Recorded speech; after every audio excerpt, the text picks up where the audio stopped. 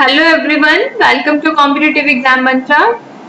कुछ technical issues की वजह से हम लोग वीडियोस अपलोड नहीं कर पा रहे थे, लेकिन अभी हम अपनी एचएस लक्ष्य 2020 सीरीज कंटिन्यू कर रहे हैं, जिसमें हम एचएस प्रीलिम्स 2020 के लिए important and previous year question discuss करते हैं। तो चलिए स्टार्ट करते हैं आज के important MCQs. First question is, in which state the Nelong valley is located? Nelong valley कौन सी स्टेट में है? ऑप्शंस हैं हिमाचल प्रदेश, सिक्किम, जम्मू एंड कश्मीर या फिर उत्तराखंड। तो इसका जो करेक्ट आंसर है वो है option D, Uttarakhand. Nelong valley जो है वो इंडिया चाइना बॉर्डर के पास उत्तराखंड के उत्तरकाशी डिस्ट्रिक्ट में है और ये गंगोत्री नेशनल पार्क में है। हमारा नेक्स्ट क्वेश्चन है, Which one of the following pairs is incorrectly matched? आपको बताना है नीचे दिए गए पेयर्स में से कौन सा इनकरेक्ट है। First is Sardar Sarovar dam, जिसको मैच किया गया है नर्मदा रिवर के साथ। सेकेंड इज तिलैया, जिसको कि कोनार रिवर के साथ मैच किया गया है। C is Gandhi Sagar dam, Chambal river पे। D is Nagarjuna Sagar dam, Krishna river पे। तो इसमें से जो इसका इनकरेक्टली मैच्ड पेयर है वो है ऑप्शन बी, तिलैया डैम, जिसे मैच किया गया है कोनार रिवर के साथ। ये ऑप्शन इनकरेक्ट है बिकॉज जो तिलैया डैम है वो कौन सी रिवर पे है? बराकार रिवर पे है। और कौन से डिस्ट्रिक्ट में पड़ता है? झारखंड। तो आपने इसको तो लर्न करना ही है, इसके साथ बाकी सारे डैम्स भी याद करने हैं। सरदार सरोवर डैम जो है वो नर्मदा रिवर पे है, गांधी सागर डैम चंबल रिवर पे है, नागार्जुन सागर डैम कृष्णा रिवर पे है। चलिए नेक्स्ट क्वेश्चन देखते हैं। Which one of the following age groups is eligible for enrolment under Sarva Shiksha Abhiyan? आपको बताना है कौन से एज ग्रुप के बच्चे सर्व शिक्षा अभियान में एनरोल कर सकते हैं। तो इसके जो करेक्ट आंसर है वो option B, 6 to 14 years। Next question is, the minimum distance of clear vision for a normal healthy eye of human being is supposed to be. आपको बताना है नॉर्मल हेल्दी आई के लिए, क्लियर विजन के लिए minimum distance कितनी होती है।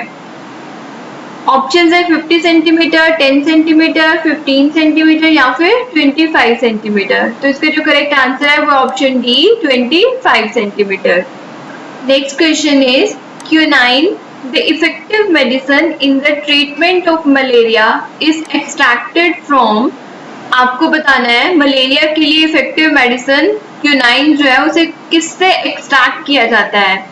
ऑप्शंस है bark of cinnamon, bark of cinchona, leaves of ocimum, bark of acacia cathu। तो इसका जो करेक्ट आंसर है वो option B, bark of cinchona। Malaria जो है वो प्रोटोजोआ पैरासाइट प्लाज्मोडियम की वजह से होता है और इसकी जो इफेक्टिव मेडिसिन है जिसे क्विनाइन कहते हैं उसे एक्सट्रैक्ट किया जाता है सिंकोना बार्क से। Next question is, the accounts of Kalinga war is known to us by. आपको बताना है कलिंगा वार के बारे में हमें कहाँ से पता चलता है। ऑप्शंस है rock edict 13, Rummindei pillar inscriptions, accounts of Hiuen Tsang या फिर माइनर रॉक एडिक्ट 1। तो इसका जो करेक्ट आंसर है वो ऑप्शन ए, रॉक एडिक्ट 13। रॉक एडिक्ट 13 से हमें कलिंगा वॉर के बारे में जानकारी मिलती है। Next question is, the constitutional authority vested with the power of declaring castes and tribes as the scheduled caste and scheduled tribes is the। आपको बताना है कास्ट को scheduled caste और scheduled tribe डिक्लेयर करने की पावर कॉन्स्टिट्यूशन में किसको दी गई है। तो इसका जो करेक्ट आंसर है वो क्या है? Option A, president of India. Constitution में कास्ट और ट्राइब्स के बारे में स्पेसिफाई नहीं किया गया है और कौन सी ट्राइब्स या फिर कास्ट, शेड्यूल्ड ट्राइब्स या शेड्यूल्ड कास्ट होंगी उसकी जो पावर है वो प्रेसिडेंट के पास है। प्रेसिडेंट डिक्लेयर कर सकता है कि कौन सी कास्ट जो है वो शेड्यूल कास्ट होगी और कौन सी ट्राइब शेड्यूल ट्राइब होगी। तो तो हमारा इस क्वेश्चन का आंसर क्या है? President of India. चलिए नेक्स्ट क्वेश्चन देखते हैं। Which of the following organisation released the women business and the law report 2020? कौन सी ऑर्गेनाइजेशन ने women business and the law report 2020 release की है? ऑप्शंस है organisation of economic cooperation and development, जिसे OECD कहते हैं, B is UN department of economic and social affairs, C is UN women, D is world bank. तो इसका जो correct answer है वो option D, World Bank. World Bank ने women business and the law report 2020 release की है। चलिए next question देखते हैं। द प्रयाग प्रशस्ति has inscription of which of the following rulers? Prayag प्रशस्ति जिसे कि इलाहाबाद पिलर इंस्क्रिप्शंस भी बोलते हैं, तो आपको बताना है उसमें कौन से रूलर के बारे में इंस्क्राइब किया गया है। ऑप्शंस है अशोका, समुद्रगुप्त या फिर Jahangir. A is 1 and 2 only, B is 2 only, C is 2 and 3 only या फिर 1, 2 and 3 only। तो इसका जो करेक्ट आंसर है प्रयाग प्रशस्ति जो है उसमें समुद्रगुप्त के बारे में बताया गया है। तो इसका आंसर क्या होगा? Option B, 2 only। प्रयाग प्रशस्ति को समुद्रगुप्त द्वारा इशू किया गया था और इसे कंपोज किसने किया था? हरिसेन ने। और इसमें समुद्रगुप्त की अचीवमेंट्स के बारे में लिखा गया है।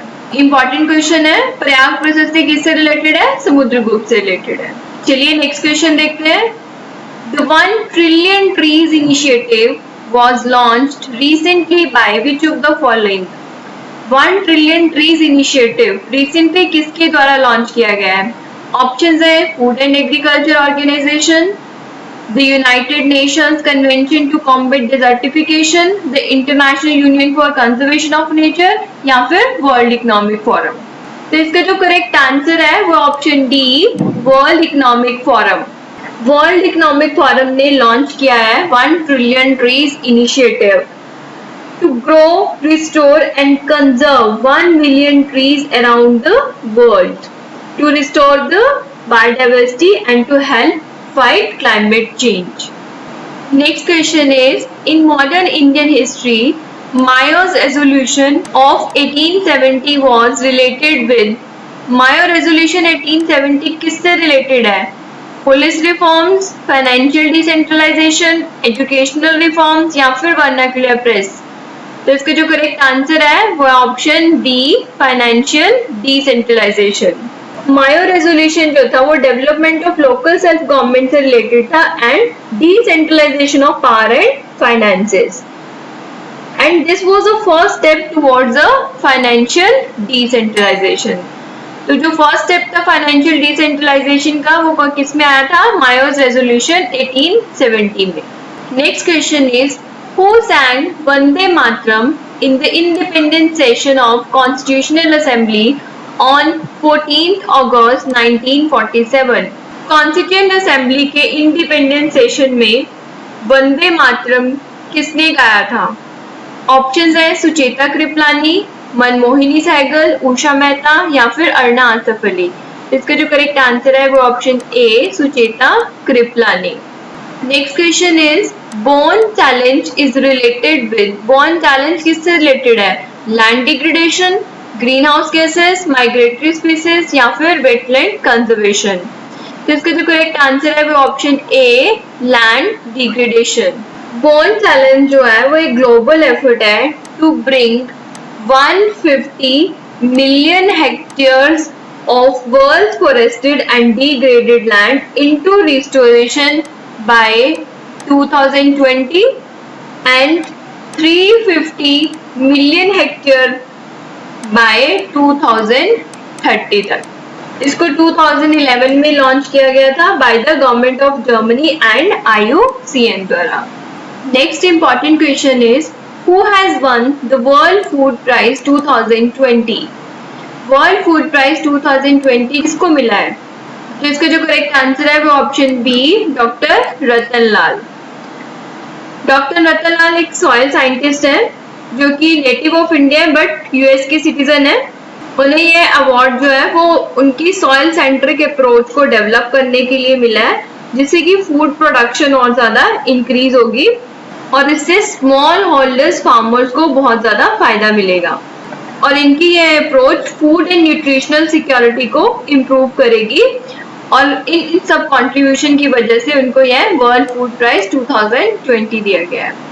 Next question is which of the following is or are Indian journalist were honoured with 2020 Pulitzer prizes. 2020 का पुलित्जर प्राइजेस किस किस को मिले हैं? आपने उन इंडियन जर्नलिस्ट के नेम बताने हैं। ऑप्शंस हैं डार यासिनम, मुख्तार खान, चन्नी आनंद या फिर ऑल ऑफ द अबव। इसका जो करेक्ट आंसर है वो option D, all of the above. इन सबको ये जो प्राइजेस हैं वो इन फील्ड ऑफ फोटोग्राफी मिले हैं और ये सारे एसोसिएटेड प्रेस से बिलोंग करते हैं। चलिए नेक्स्ट क्वेश्चन देखते हैं। In which district of HP is Sechu Tuan Nala sanctuary. आपको बताना है सेचुतवान नाला सेंचुरी कौन से डिस्ट्रिक्ट में है। तो इसका जो करेक्ट आंसर है वो ऑप्शन ए, चंबा डिस्ट्रिक्ट। हमारा अगला क्वेश्चन है which Buddhist monastery is also known as the Ajanta of Himalaya. आपको बताना है कौन सी बुद्धिस्ट मोनेस्ट्री को द अजंता ऑफ हिमालयस भी कहा जाता है। ऑप्शंस हैं Tabo monastery, Thiksey monastery, Ghoom monastery, Rumtek monastery. तो इसका जो करेक्ट आंसर है वो option A, Tabo monastery. Tabo monastery को द अजंता ऑफ हिमालयस भी कहा जाता है। तो चलिए आज के हमारे इम्पोर्टेंट MCQs हम यहीं पे स्टॉप करते हैं। कल फिर हम नए MCQs के साथ मिलेंगे। तब तक पढ़ते रहिए, खुश रहिए। All the best.